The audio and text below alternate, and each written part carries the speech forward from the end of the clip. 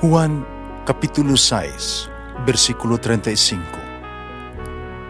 Si Jesus miingon kanila, "Ako mao ang pan nga naghatag sa kinabuhi. Ang muari kanako dili nagayod gutumon, ug ang mutuo kanako dili nagayod uhawon." Ang mga puno Pan sa kinabuhi. maglikon unta sa mong pagtuo ug gagaka kami sa pagtuman sa imong mahal nga kasuguan.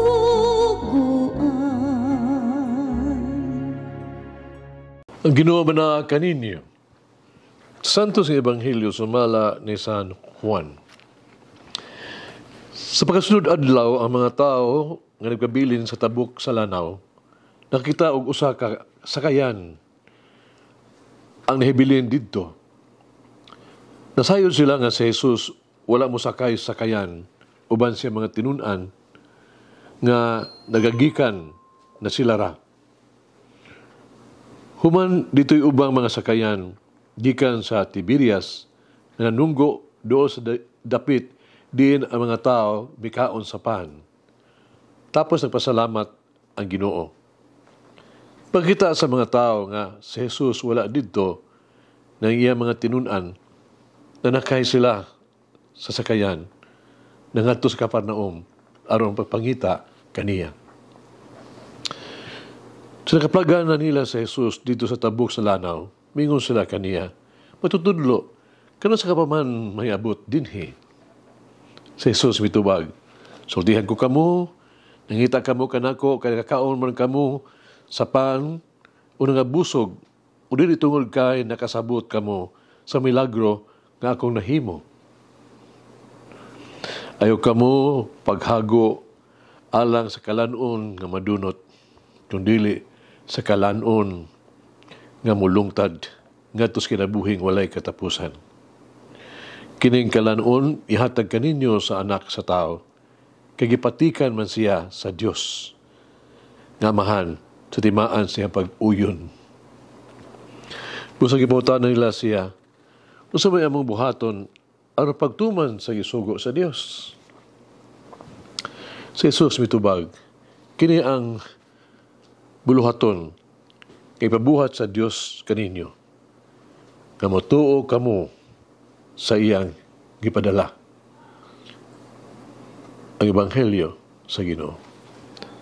Pasalamati ang Ginoo, kay siya maayo, ang iyang gugma mulungtad hangtod sa kahangturan.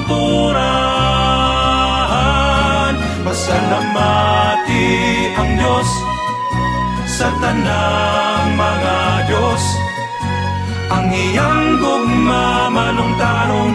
Pasalamati ang Ginoo sa mga Ginoo, ang iyang gugma malungtaron.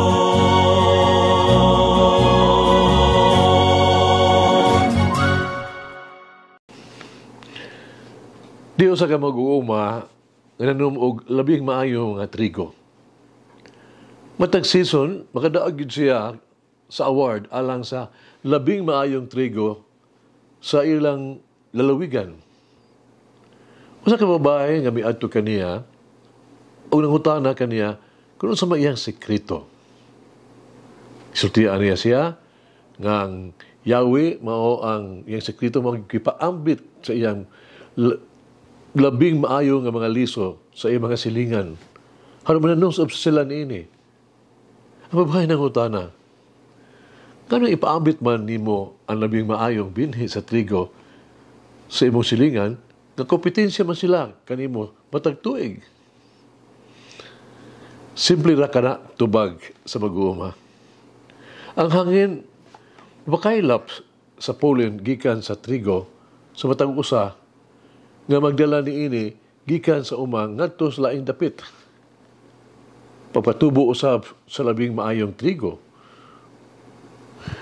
Ebanghelyo karon adlaw nagdapit kanato sa pagbaton og halangdong motibo sama sa mag-uuma. Gihagit ni Jesus ang sekretong motibo sa mga tao nga nangita kaniya. Kung makakaon sila sa pan. Kamo, nangita ka na ako tungod kay nakakaon man kamo sa tinapay o sa pan. Nangabusog. Ang ilang tago nga motibo sa pagpangita kaniya, gibutyag ni Jesus. Ang mga motibo nga tago, tinago nga agenda, nga may paghakog ug dili gyud maayo. Ito na ba'y ingon ini nga motibo karon sa atong kinabuhi nga kinahanglan atong putlion ug tuliron ba? Pananglitan. Unsay motibo sa tuang paghigalaay sa pila ka mga influensyadong mga tao sa ato ang katilingban? Kini ba aron makakuha og material nga pabor? Nagsunod ba kita kay Jesus tungod kay aduna kita lay gipangayo niya? Para lamang ba kini sa pagtagbaw sa tuang material nga panginahanglan o temporaryo kaayo mga tinguha nga ato ba siya gipangayo nga siya maghimong o kaha ato sing gipangayo nga mahimo siyang sentro sa tuang kinabuhi. Si Jesus naghangyo kanato sa pagsusi, paghinlo sa tuang motibo, pinagis pag-ingon, ayaw pagtrabaho alang sa kalanon nga mawala, kundi alang sa kalanon nga mulungtad alang sa kinabuhi dayon. Usahay kita mahimong motrabaho, ug maayo, ug mabalaka sa kalibutan nun nga mga kabalaka, nga makapugong ka nato sa pagtuman sa mga buhat sa Dios. Sa diha nga kita mangayo, kita dili makadawat tungod kay kita nangayo uban sa sayop nga mga motibo. Aron kita makagasto sa tuang makuha sa inyong mga atong kalipayan na yun. Kinahanglang kanunay na itong susihon ng ato ang motibo upang utanon na ito ang ato ang kagalingon aron unsa gayud ang atong katuyuan. Mag-ampo kita. Amahan namo, naghangyo kami, nga imong tabangan kami, nga madala kining mensahe sa pagkabanhaw ngadto sa kalibutan. Tabangan mo kami sa kanunay nga pagsangyaw kang Kristo sa amuang pagsangyaw tungod kay ang pagkabanhaw na pakita kanamo nga siya ang kahulugan sa kasulatan. Kami nag-ampo nga ang pagkabanhaw magpahinumdum kanamo nga ang kamatuuran, maong kamatuuran gusto man niyo o dili.